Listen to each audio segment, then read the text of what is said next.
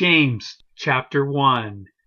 James, a servant of God and of the Lord Jesus Christ, to the 12 tribes in the dispersion.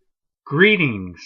Count it all joy, my brothers, when you meet trials of various kinds, for you know that the testing of your faith produces steadfastness. And let steadfastness have its full effect, that you may be perfect and complete, lacking in nothing.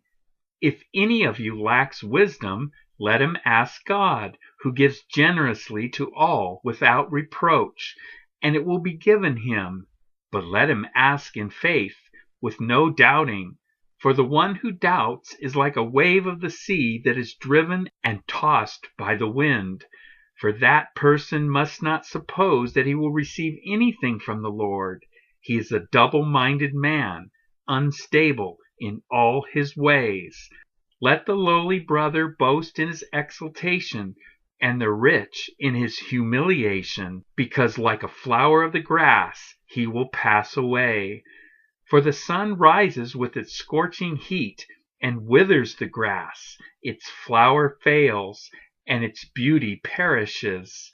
So also will the rich man fade away in the midst of his pursuits. Blessed is the man who remains steadfast under trial, for when he has stood the test, he will receive the crown of life, which God has promised to those who love him.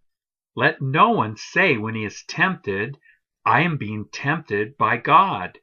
For God cannot be tempted with evil, and he himself tempts no one.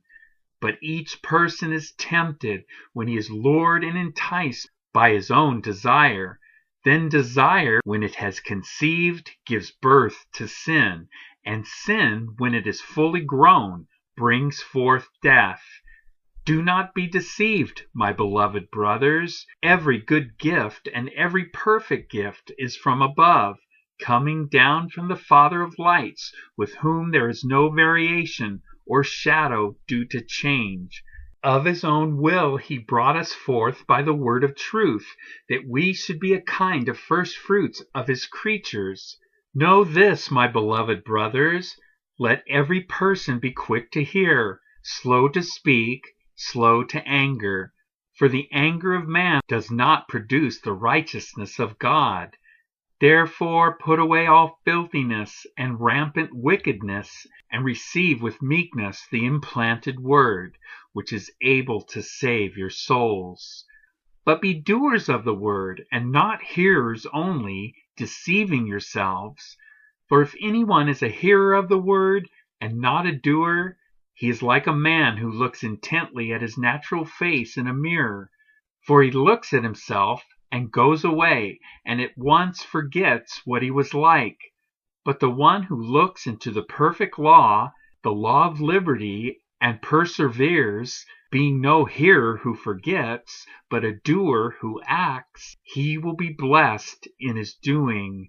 If anyone thinks he is religious and does not bridle his tongue, but deceives his heart, this person's religion is worthless. Religion that is pure and undefiled before God the Father is this, to visit orphans and widows in their affliction, and to keep oneself unstained from the world.